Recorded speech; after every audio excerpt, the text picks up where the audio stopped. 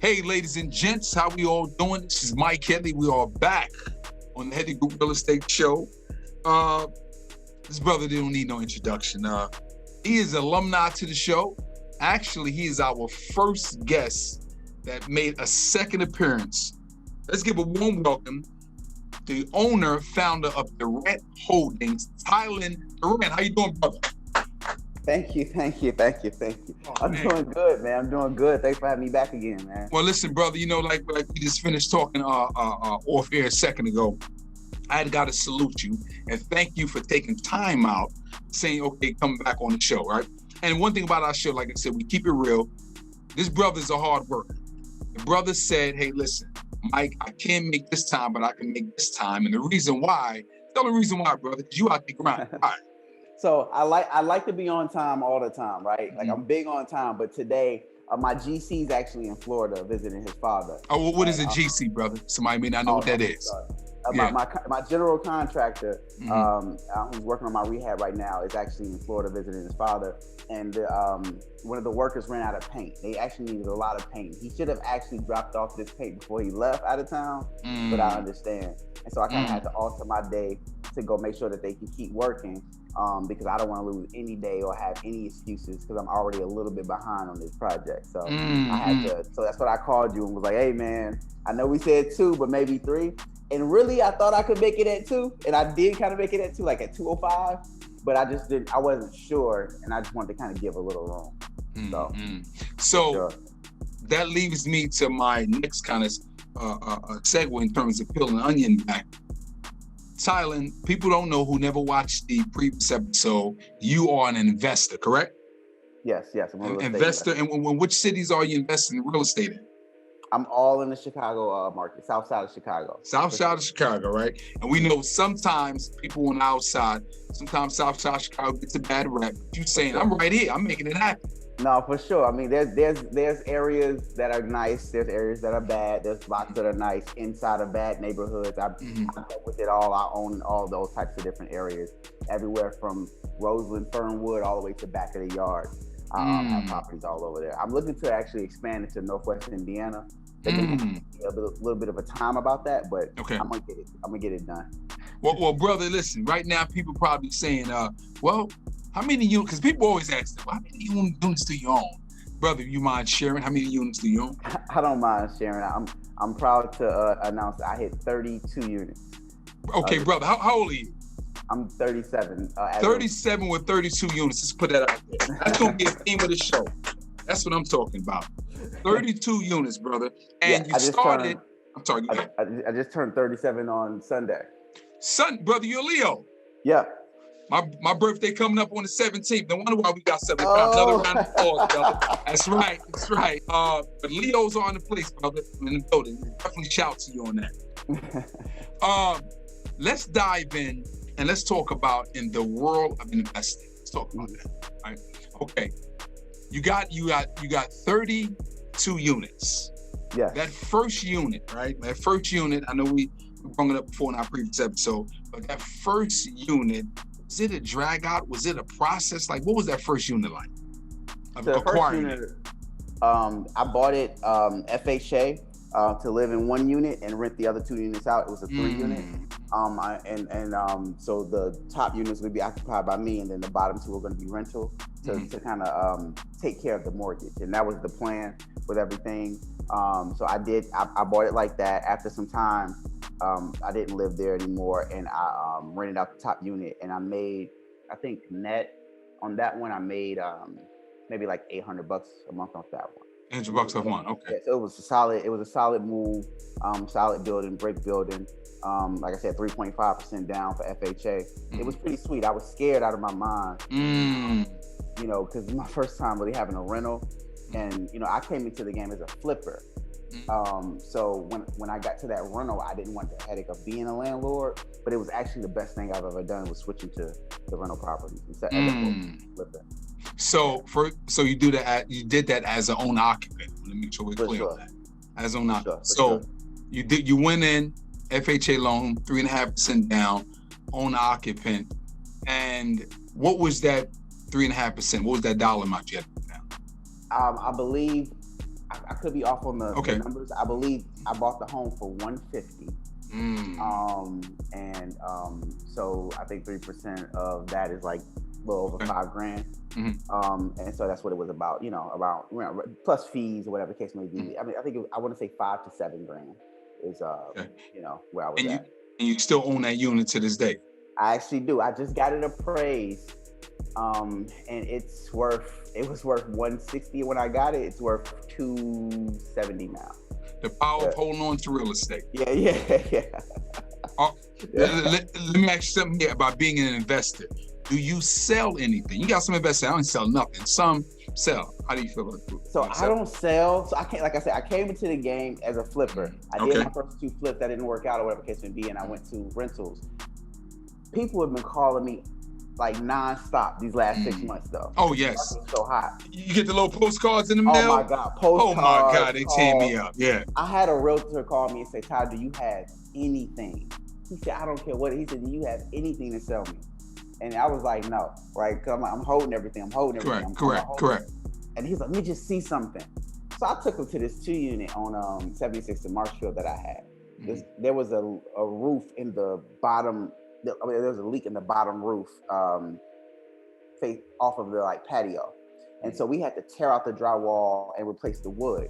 So we're in the middle of ripping stuff out. So the whole thing is ripped out. So it can replace. Okay. First major problem I had in this building, right? So I walked the lady through. That he was like, this realtor was like, can she see it? I was like, yeah, it's drywall everywhere. It's wet. She's like, I'll take it. I said, you sold it. So I didn't sell it. Okay. But I showed him just to be like, man, just to kind of just take a look at that. Back. Yeah, got you. The market is so competitive out here. So she was like, this is, even with the wall out, this is the best thing I've seen. Wow. And I was like, what? Wow. Yeah. Exactly. I mean, everything's selling for over, the asking right now. It's a hot market. So I'm tempted, to answer your question, I'm tempted very much so to sell, but I'm not gonna sell. I'm gonna hold. Correct. My goal is 50 units, and if I start selling, So what do you tell an investor in this market looking for that diamond in the rough? Like, how do they say, okay, now I got a little bit of capital, or I don't have no capital, but I'm looking for that deal so I can have a career like Tylann? What do you tell that investor? I would say for me personally, and I know everybody's thing is different. Some people like to work directly with the realtors and be on the MLS, and they do have great deals on the MLS. But for me, the goal has always been dealing with the wholesalers, dealing with the guys who kind of got their boots on the ground. The wholesalers who are kind of active in their community. Those are the guys who typically I get the best deals from. I have one guy who just all over the South Side. All over the South Side, and he's solid, and he just knows everybody. He knows the neighbors. He kind of knows when somebody's grandmama dies or something like that. And he's just a very involved individual. Correct. And that takes a lot of time. It takes a lot of time, but he only does this. He only wholesales, and so you got to find somebody who's really in the thick of it. Because some of these realtors, they get a listing, they take their pictures, they post it, and they wait for something to happen. Correct. And that's kind of what it is. They're not grinding. They're not meeting people. They're not, And, so I've connected with a couple of wholesale guys who are just really out here, meeting people. They're in the neighborhood, and they kind of keep me posted because they know that I'm gonna move quick. I'm not gonna BS them. I'm not gonna, string them along like I want the property and not want it. Not want it. Correct. Exactly. So when you do a couple deals with somebody, you then become priority. Exactly. Hey man, I got this one coming up. I'm just hitting you first. Correct. Hey, I'm gonna keep that energy, brother. Quick commercial break. If you're interested in a career in real estate, or you're a seasoned vet, and you might want to change, new environment, you don't like the atmosphere you're in, the Headley Group Realty could be there to assist you with your career. What do we offer? Great culture, great environment, leads, and an awesome commission structure. Let us be there to support your business. One thing, you got to be in the state of North Carolina. Let's get back to the show. Your last few deals, have they been through a wholesale or off the MLS? So it's been a mix of all of it. One was off of I did a single family home off the MLS. Mm-hmm. I did 2 off of a wholesale, and then the last 5 rental portfolio deal I closed. I actually bought off another investor who was trying to collect some capital. He owned them free and clear, and he was trying to do a bigger, like, multi-unit. So it's been, I'd say mostly networking. Only 1 deal off the MLS. So the rest of the other homes, that's 7 homes off of networking through wholesalers and me personally networking. And I only found that 1 deal off the MLS. And I kind of got lucky with that deal. They just posted it. I called, I got it. You know? So you beat out the competition. I beat out the competition. I mean, I just happened to be right there. But I kind of feel like, and not to diss the MLS, I don't want to talk bad about realtors. Yeah, brother, don't do that, because I'm a realtor and I use MLS. No, I think I'm joking.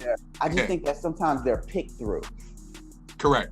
And now everybody has access to it, you know, like correct. Or you know what I mean, like, because all these realtors are sending this to all their clients. Take care of the clients, exactly. Don't nobody know about Miss Jones' house on 3rd Street that she's selling, because my man knows her. Correct, like, exactly. You know what I mean? So it's kind of I get to slide in and just before it gets out there, because it'll end up on the MLS anyway. Correct. It's gonna end up there anyway. So I try to catch him before you know that happens.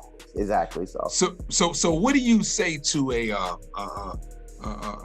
person who needs financing capital? I don't know if you want to reveal how you get yours, or do you leverage? Like, what do you do, in other words, to buy these deals? Because what happens is, I know that the wholesalers ain't going to take too much of a hit, because they know property is in big demand. Like, how do you come up with financing? So there's several. So my strategy on financing now is different from my strategy on financing when I started. So I'll give you a little bit of both. Please. I was just on Black Wealth Renaissance actually talking about this recently. Like I don't have like a lot of people call me and they ask me like, what's the secret or whatever the case may be, and I'm like, I don't have like a secret sauce, right? I wish I had something sexy to say, correct. Like a thing, but really what it was is just time, right? Like I worked a job and I saved up for the down payments on each of the properties until I had a portfolio that lenders that only dealt with investors were interested in. You know what I mean? So the first one I bought owner occupied, and then I made money off of it on a monthly basis. Then I put my down payment on the next one because I was still working, and then I did that and I duplicated that 10 times. At this point now I have 10 homes, and I could go to like a Lima One with Mark Buford, or I can go to wherever and say, hey, I got these 10 homes, I want to refinance these.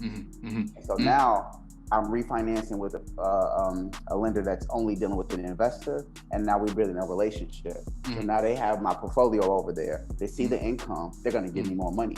And so now, you know, going from A to Z, I would say in the beginning, the secret sauce that everybody's looking for is patience.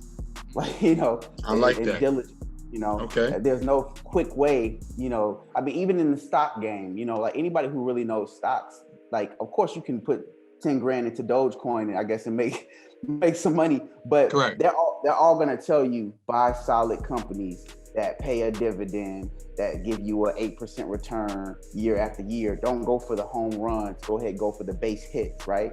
And so I went for the base hits. And when I tell people that, they kind of get bored with that. They're like, I don't want to hear that, you know, like it's not sexy, like you said. It's not sexy, you know, but I mean, that's what it was. I worked the job, I saved money, and I put down payments down on houses for years, and then I turned around and didn't need to work the job anymore. You know, definitely. This shouts out to Mark Buford. He was on the show. Shouts. Actually, I met Mark at a conference, and I said, brother, you need to get you on the show, right? And now he's the funder. Yeah. He's the man. He's doing his thing exactly. Solid. I've done deals with him. Odell, Townsend, you know, Corey Singleton, all the guys out here. I've done a lot of deals. They all good brothers. Good brothers making it happen. Yeah, and they make it happen. Mark, he's a fly dude. He always makes it happen too. So for sure. Let's transition. And again, I know that I don't know duplexes, triplexes. There any 5 units and up is considered multifamily. Do you own any multifamily? So I only do 4 and under. My portfolio. So that's your strategy only. You prefer that. I prefer that. And why is that? versus somebody might say, I want a 30 unit or 20 unit, because I got a personal goal. I want to get about a 30 unit. But give us your spin on that. So for me, from what I see, and this is just my personal professional opinion, a lot of people don't like single family homes in 2 units, right? I love them, right? I love them from a management perspective. Okay. Right? When you have a single family home tenant, they're in a house. You have a person in a house. The feeling that they're getting is ownership. You know, so they tend to take care of the places better. They tend to stay longer. They tend to cut their own grass, shovel their own snow. You know, it's just like I have houses that I haven't communicated with the person in a year. Wow. You know, like I might drive by just to see if everything's okay, Exactly. but they're not gonna contact me unless something's wrong. And even if it's something small, they're just gonna handle it because to them that's their house. Correct. And what I've learned is that when you have like these buildings, because I have a 4-unit, everybody like, this your building. You do it. And there's no sense of because I take pride in where I live, whether I'm renting it or owning it, but not everybody's like that. And so you don't have the care. And I know there's no book on that, or that's not like I guess a statistic, or there's no numbers to that. That's just something I've experienced with people and renting to people, is that single family home tenants tend to just take better care of the property, stay longer, and you know, have you do less for the property. You know, so you do make less money, and when they're vacant, it becomes a liability until you fill it again. That's the downfall of it. But I personally like single family homes. And then for me, everything 5 units to like 15 units, when you run the numbers, it's not really good money. It's not really good money until you get to like a 25 unit or better, or something, a 20 unit or better. What happens is the property is really expensive, the water bill is really high, the taxes are really high, the expenses are really high. You're typically doing your numbers off of what, like 90% occupancy. Correct. And a lot of times, if you look at a 10 unit, you might make the same amount of money as a 4 unit. Okay. You know, depending on. As far as after expenses, money back in your pocket. Exactly. Because when you start looking at the net of it all, a lot of times it's not worth the headache. I'd rather put that price buy 5 single family homes that are easy to manage and warrant the same money as, you know, maybe a 10 unit, you know? You know, so that's why. And plus they're easy to pop off. If I need, like, let's say I'm in a jam, if I sell a 10 unit, I got to sell it to an investor. Correct. Because the funding's different. It's a commercial loan, so on and so forth. But I could take one of my houses, gut it, redo it, and then sell it to somebody who wants to live there personally. Because I have 30% equity in everything I own. So I can add more equity and then have a better exit strategy than a 10 unit where I'm. I like that. You know, I like that. I like the way you broke that down in terms of exit strategy, in terms of criteria, because I actually had a criteria where if I get in a single family, it would be no more than about 1,100 square feet. I prefer 1 level. I prefer brick, right? I don't want a basement. I don't want 2 levels. Actually, I do have 2 levels, but 2 level. But I would rather have that because I can manage that. All 1 level, less than 1,100 square feet, 3 bedrooms, 1.5 bath. I'm cool with that, right? But again, it's a preference thing. Everybody has their own, you know, what they like. Because you got to simply say, I don't want no houses. I want strictly multifamily, right? And that's what they work with. Hey guys, thank you for watching our show. We're going to interrupt you real quickly. We are in the business of referrals. If you know someone looking to buy or sell, residential or commercial, here in the North Carolina area, refer us. We really appreciate that. Now let's segue here, brother. Now I see that you we talked about earlier about supporting each other, right? And I want to definitely give you a salute that you definitely support the show. For sure. And you supporting a shirt right now, brother, that it comes from these brothers doing this podcast, which we all admire. Earn Your Leisure. We give shouts to them 2 brothers who are definitely doing their thing.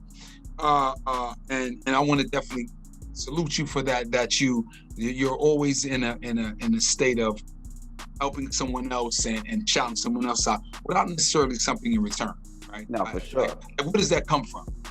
Well, I was always taught to give without expecting. Mm. You know, I believe that I'm a big believer in energy, and I just believe you get what you put out. So you know, you support, you give, and it may not come from this person, but it'll come from somewhere else. And I'm never expecting it, and it'll come when you least expect it. Like Exactly. I can honestly say I probably built half of my portfolio just being good to people and then coming back to me. You know what I mean?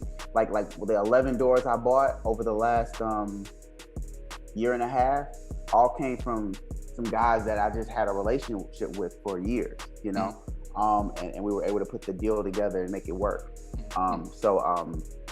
You know, yeah, just always support, always give, and it'll come back to you. You know, when you expect something and you're waiting for something, you never get it. That's so true. And I just gotta kind of re-echo that when they say people deal with people they really know, like, and trust. That is so true. Because a person like you, they'll go out their way to know something. I like that guy. I like that guy. Let me make sure that I take it. It's like you got you said a lot of them deals, 11 deals, huh? Yeah, for sure. 11 doors. With just networking, you know, and being on their mind when they're ready to say, you know what I mean? Sometimes you can plant the seed and then it may not grow for 2 years. Correct. I planted that seed about literally maybe 2-3 years ago, and it came back around. Well, let me ask you something here. The fact that you said you planted the seed, is there any follow-up? Is this something that you said, okay, I brought this 6 months ago? Do you do monthly check-ins, weekly, or what do you do? Or you just... It depends on the frequency of the person that I'm dealing with. Like some people are closer to me than others, but I definitely make sure I check in with people, and I don't make it about the business. I always just check in to see how they are. And people say business isn't personal. It's personal. It's business. It's not personal, but business is personal. It is personal. You know, you do more business with people that you like. And then when you like people, you have a vested interest in them succeeding. Because you don't want people you like to fail. Like, you know what I mean? So I'm not to brag, I'm well liked in my network, and so I get things first. You know, people call me first, and they say, hey, you know, rates are low. You want to do this or that, you know, or this program's coming. It's not out yet, but it's going to be out in 2 weeks. You can be the first person with this program. And like, I'm always getting those calls because I'm always putting money in people's pocket or showing love to whoever. So it all comes back, you know. You know that's. I mean, brother, you're saying so much that's so profound. I compare it to, not in a bad way, but remember the part in whoever people see the movie Goodfellas. Yeah. And remember he was walking through the restaurant. He had his lady with him, and he was giving everybody money. Like he was saying, and not necessarily from a money sense, but it was people want to be taken care of, right? I mean, whether it be thank you, how you know, just whether please, where you put some in their pocket, not feel as though, hey, you took advantage of me, right? Yep. So I definitely salute you on that there. Yep. All right, brother, listen, this is it, man. You give us so many great insights, so many dudes. I mean, you know, me and you, we can chit chat and talk for hours, right? Again, we had our 2 golden nugget section. Give us 2 good ones, because you've already gave us about 15. Give us 2 golden nuggets, whether it be scripture, a book, a quote, something that is profound to you that can spill over to our audience. What is it? I'm not sure if I talked about this on the last time we spoke, but I'll bring it up again. And you tell me if I said this before. The 33% rule. Nah, I don't think I remember that. Okay, so 33%. So the 33% rule is something I've adopted in my life, and it's been really beneficial to me. So okay, 33% rule it's a rule to help you maintain balance. You're supposed to spend 33% of your time with people who you can uplift, inspire, and teach, right? People that you can be of value to and of service to, so that you can give. Then you spend 33% of your time with people who are eye level, who understand you, so people who won't be jealous of you because they are where you are, and so that you can feel understood and you can feel welcome and like you belong. And then you spend 33% of your time with people who are where you want to be, where you dream to be, people who kind of just like are way ahead of you, so that you can always be inspired and humbled at the same time. And what happens with a lot of people is they spend too much time in one bucket.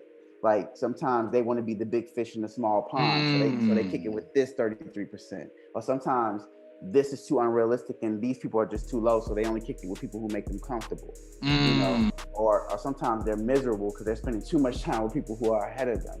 And if everybody gives to the 33%, it kind of all works in tandem, I think is the correct word.